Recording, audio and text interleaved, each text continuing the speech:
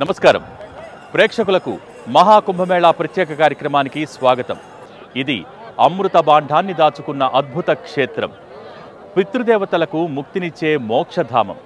గంగా యమునా సరస్వతి నదులు ఒక్కటై ముందుకు ఉరకలు వేసే సంగమ క్షేత్రం।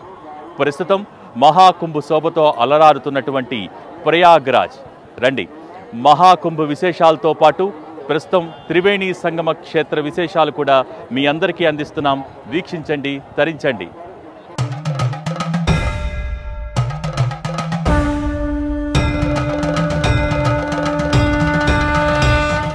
గంగా యమున సరస్వతి సంగమించే